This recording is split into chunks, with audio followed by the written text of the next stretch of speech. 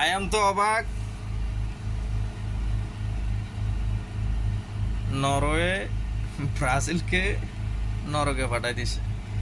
আয়াম তো অবাক অ্যাকচুয়ালি।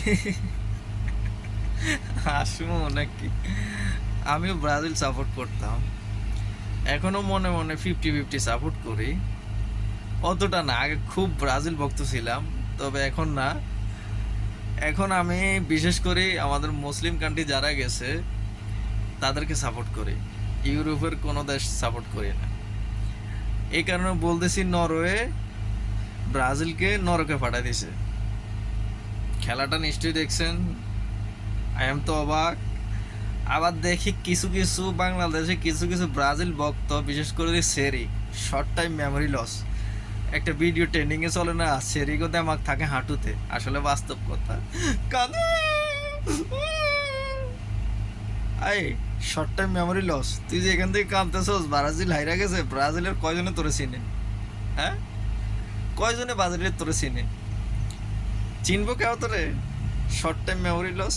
আসলে মহিলা মানুষের, মেয়ে মানুষের দেমাগ ঘুটনোতে থাকে, মানে হাঁটুতে থাকে, কথাটা আসলে বাস্তব।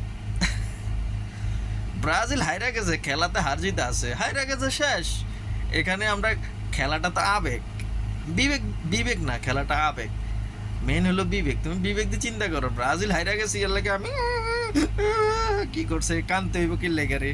ফইনি, কান্দা যাবে না। আমরা আমরা এখন সাপোর্ট করি, মনে করো মুসলিম কান্ট্রি কে আছে, আমরা তারা সাপোর্ট করি। ব্রাজিল হাইরা গেছে, যাক। আর্জেন্টিনাও হাইরা যাইব, লেখা রাখেন, আর্জেন্টিনা হাইরা যাবো, আর্জেন্টিনাও ভারতে যাইব।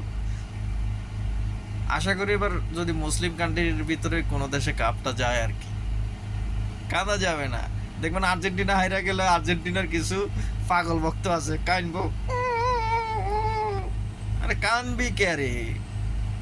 কত দূরের দেশ, সেই দেশের না আমি কানবো কে রে?